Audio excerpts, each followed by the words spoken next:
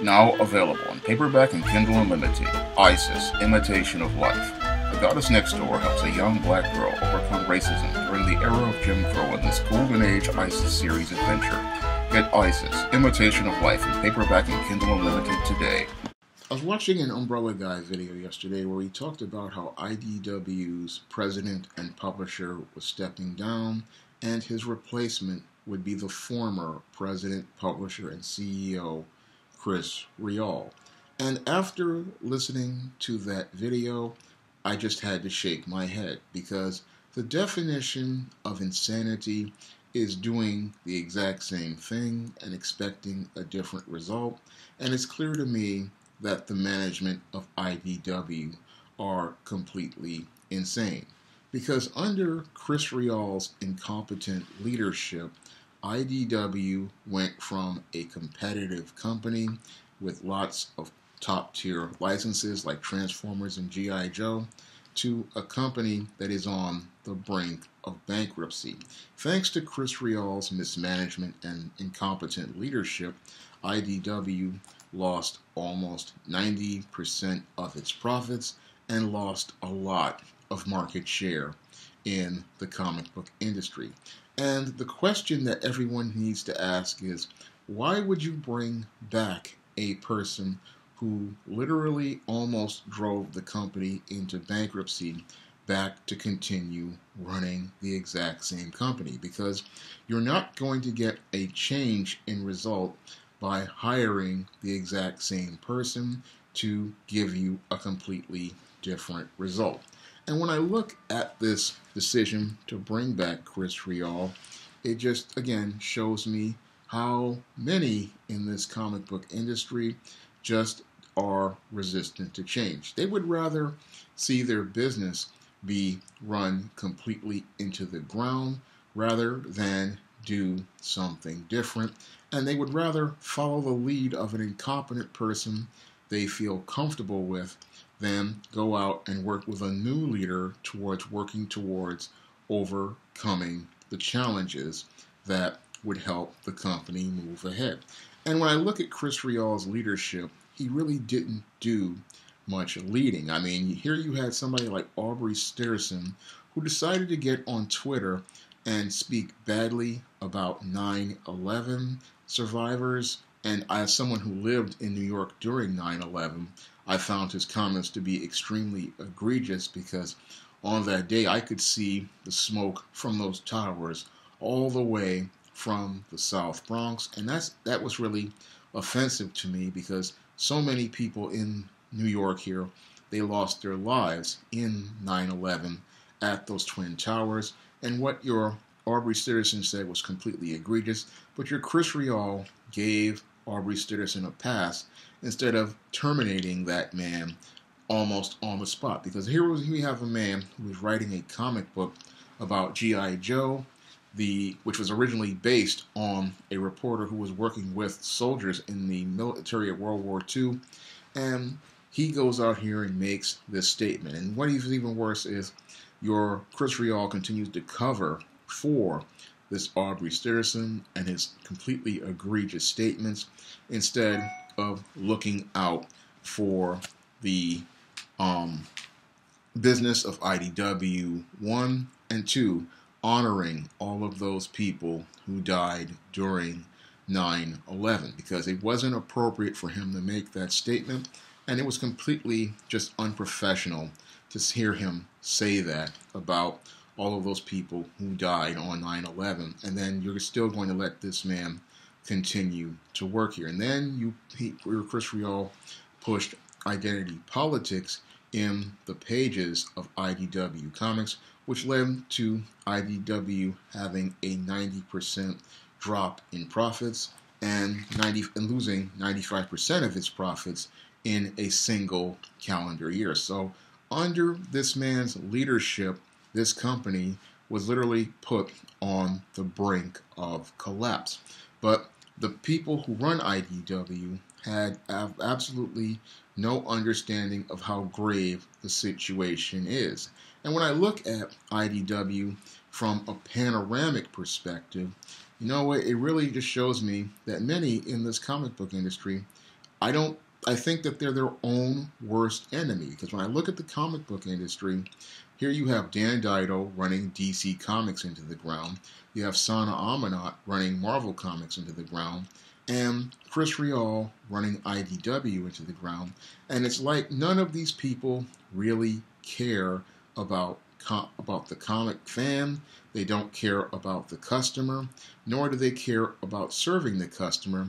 In some ways, they have just literally sat there and they think that the money is going to continue flowing endlessly, and they think because they have some corporate backers like Hasbro, which allows them to license out G.I. Joe and Transformers for IDW, Disney, which is running Marvel Comics and is just milking the Marvel Comics properties, and Warner Brothers, which is giving DC Comics money because they want to keep those licenses, that the money is going to go on forever. And because they believe that they are secure in their positions and comfortable in their positions, they believe they can continue pumping out substandard product, providing incredibly poor customer service, and they believe that they're going to go on forever. And this is the arrogance that many in the comic book industry have. They believe that there is nobody there to challenge them. They believe that there is no opposition. And they believe because there is no competition and no opposition, they are going to just sit there and make this money as long as it comes in. I believe that is the extreme hubris many in this industry have, and that they've literally started to take all of their customers for granted. They think that because people have an emotional attachment to many of these characters based on nostalgia, that they can just literally do whatever they please. And from the way I'm looking at the numbers, a lot of these people, they are really in for a rude awakening sooner rather than later. Because I look at IDW's numbers where they lost over 95% of their profits in 1 year. I look at Marvel, which is continuing to decline, and DC that's continuing to decline.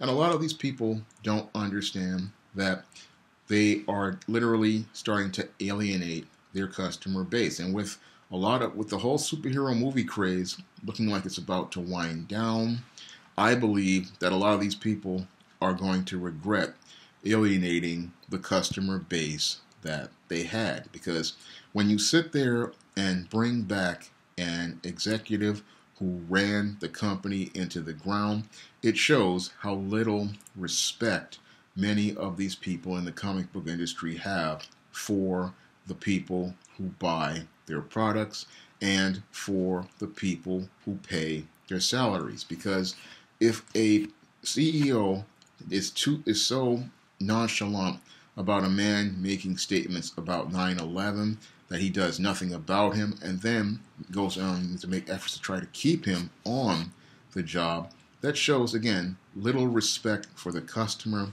and little respect for the memories of all of those people who died during 9/11, and little respect for the opportunity given to them. Because when I look at the way Chris Ryall had run IDW into the ground, and I look at the way Dan Dido runs DC into the ground right now, and the way Sana Amanat is running Marvel into the ground right now, it shows me that none of these people really appreciate the opportunity that has been given to them.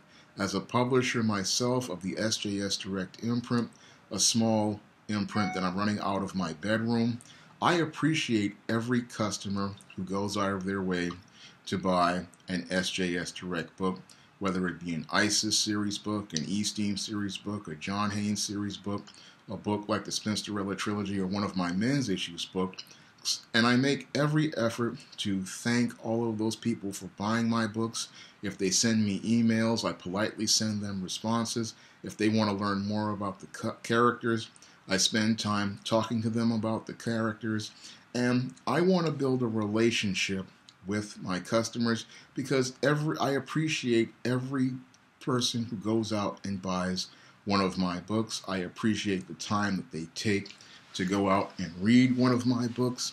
And I appreciate every person who goes out to spread the word about my books, because I put a lot of work into those books, and it means a lot to me for just one person to take a moment to read them and share them, and that means something to me. So when I go out here and I write a story and people go out here and read it, I really appreciate them taking that time to go out and read it. But many of these people who work in the comic book industry, they, again, take this great industry for granted. They take the opportunity that God has blessed them with to work in this industry for granted. And they take the opportunity to go out here and work in this medium for granted. And that's what really upsets me about this decision to bring Chris Ryall back to IDW, because with this industry being in dire straits right now, you would think people would be taking this crisis in the industry a bit more seriously. But many of these people, again, they don't take this industry, these problems, very seriously. They think it's a joke because they think that the Hasbro money is going to still continue to pour in. They think the Disney money is still going to continue pouring in. And they still think that the Warner Brothers money is going to continue pouring in.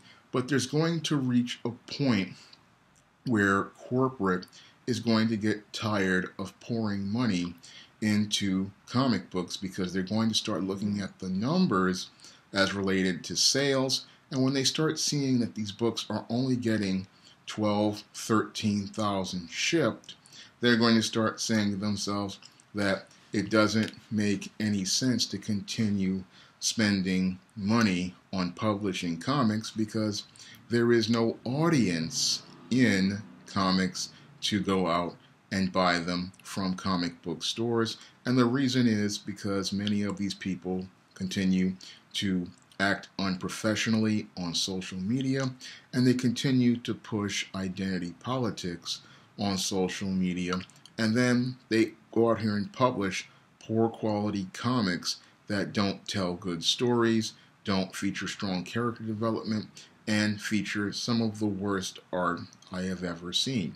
And again, when I look at this decision to bring Chris Ryall back, it's the definition of insanity, but it is par for a course with this comic book industry over the last 25 years, because many people in this comic book industry over the last 25 years have become certifiably insane, because they take their customers for granted. They don't appreciate their customers. They don't respect their customers. And they believe that because they have this codependent relationship with the customer, they believe they can abuse the customer and he'll just keep coming back. But when I look at the numbers, I just see more and more people saying enough is enough and looking to walk away from this industry. And that's what a healthy person does with someone who is trying to abuse them, violate their trust, and just shows them absolutely no respect.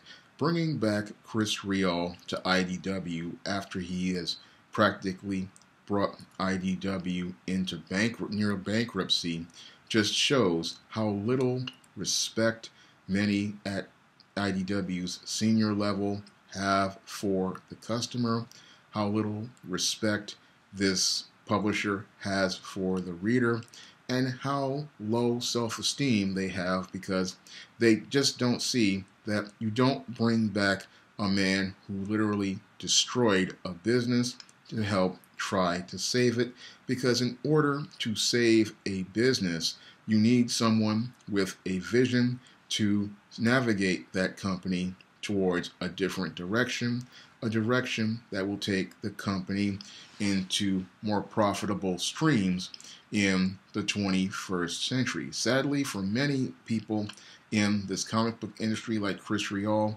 they have become comfortable, and to them, comic books are a joke, and they can just treat customers all sorts of ways, and they don't see how they're impacting the business, because they don't really care about the business aspects of publishing, because for them, This is just a game to them, and the customer doesn't matter in their game as long as they are getting to do what they want and pushing the agendas they want in the pages of their books. Everything is okay for them, but they don't understand that comics are a business, and a business's goal is to make profits for those who invest in it. For Hasbro, IDW comics are supposed to allow them a chance to reach an audience of readers with their popular characters, and to continue keeping these licenses like G.I. Joe and Transformers relevant.